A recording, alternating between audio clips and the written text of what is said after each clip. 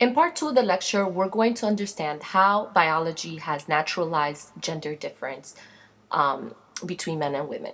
So, we're told that men and women are biologically different. Our reproductive anatomies are different, and so are our reproductive destinies. Different levels of hormones circulate through our bodies. But does this add up to some universal difference between men and women? And how do these differences, biologically speaking, provide the foundation for male dominance in our society? What social scientists call sex differences refers to that catalog of anatomical, hormonal, chemical, and physical differences between men and women. But the question that we should pose is this a universal all or nothing? Are there exceptions, or is this the rule? As we shall see, there are enormous ranges of femaleness and maleness. Although through our muscular differences, plenty of women are stronger than plenty of men, the biological difference is not all or nothing. Is it clear that these biological differences lead inevitably to men dominating women?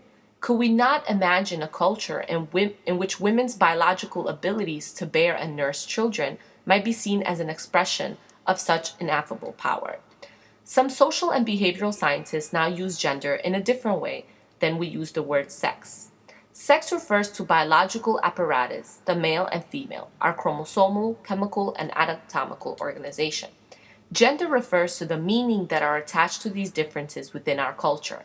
Sex is male and female, gender is masculinity and femininity, and what it means to be a man or a woman.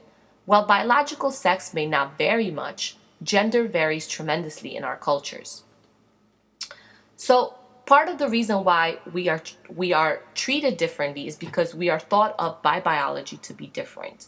And this kind of school of thought also comes from the nature versus nurture debate, which explains both gender difference and gender domination as differential socialization, the nurture side. Men and women are different because we are taught to be different.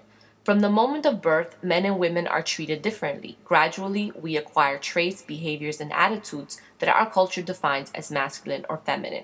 We are not necessarily born different, we become different through socialization. Nor are we born biologically predisposed towards gender inequality. Domination is not a trait carried on the Y chromosome, it is an outcome of the different cultural valuing of men's and women's experiences.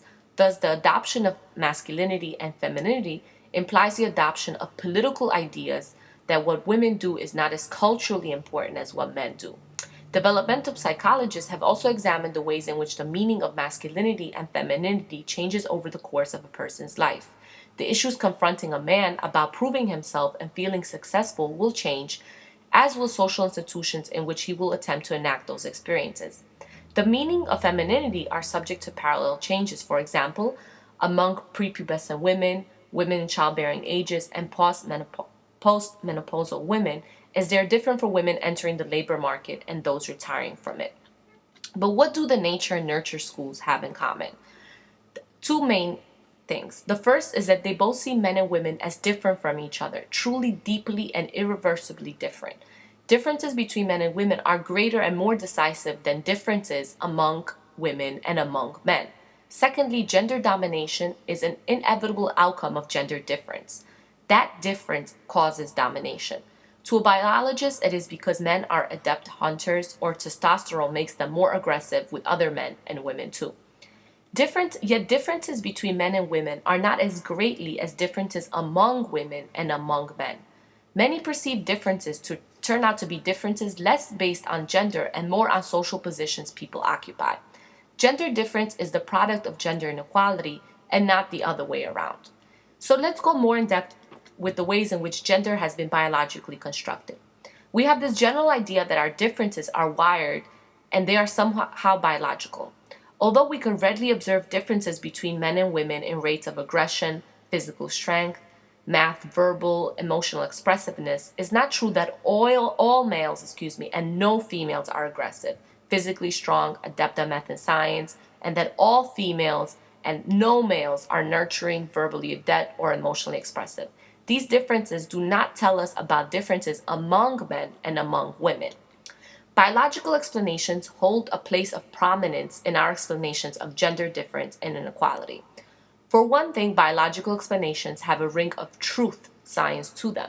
Since their arguments are based on quote unquote objective scientific facts, they're also very persuasive. Biological explanations seem to accord with our own observations about gender difference that we may notice in our day-to-day interactions. Thirdly, biological explanations have a certain conceptual tidiness to them. Since the social arrangements between men and women stem from differences between us, they assure us that the social is natural. Then if the existing inequalities are natural, then no one is really to blame. We cannot be responsible for how we act because everything is biological. So the biological construction of gender goes back to also how religion has interpreted gender difference, which in the 19th century was replaced by more of the scientific understanding. So for example, Charles Darwin in his book Origin of the Species was integral to proposing a general theory of human evolution. He asked questions like, how do species come to be? Why do some species differ from others in some ways and remain similar in other ways? He answered these questions with the laws of natural selection. Natural selection argues that species adapt to changing environments. Those species that adapt well to their environments are reproductively successful. That is, their adaptive characteristics are passed on to the next generation, while those species that are less adaptive do not pass on these characteristics. Darwin believed that just as species of the lower animal world evince differences between male and female, so do human beings. He taught the differences between men and women were partly due to sexual selection. A male must prove himself physically and intellectually superior to other males in competition for females to pass his genes on, whereas a female must only be superior in sexual attraction. Evolution depended on struggle of individuals of one sex for possession of the other. In his letters to women at the time, which have now been archived, if you look at the website darwinproject.ac.uk, what emerges is that Darwin was a product of the Victorian era, a time where women were believed to be intellectually and physically inferior to men. Female inferiority was a logical conclusion of the natural selection worldview because men were exposed to far greater selective pressures than women, especially in war, competition for mates, food, and clothing. Conversely, women were protected from evolutionary selection by norms which dictated that men were to provide for and to protect children. Darwinists taught that as a result of this protection, natural selection operated far more actively in males, producing male superiority in virtually all skill areas. As a result, males evolved more than females. Darwin concluded that males were like animal breeders, shaping women to their liking by sexual selection. In contrast, war pruned weaker men, allowing only the strong to come home and to reproduce. Men were also the hunting specialists, an activity that pruned weaker men. Women, by contrast, specialized in the gathering part of the primitive economy.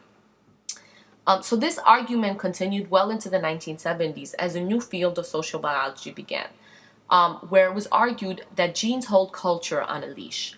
One of the areas that they have stressed is the difference in male and female sexuality, which they believe to be a natural outgrowth of centuries of evolutionary development.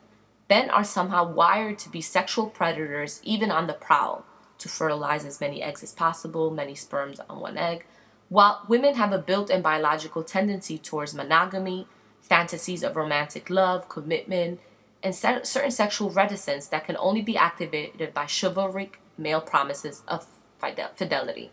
This distinction is also played out in popular media. For example, women's magazines also relies on this difference with the advice they dispense to women regarding romance and commitment.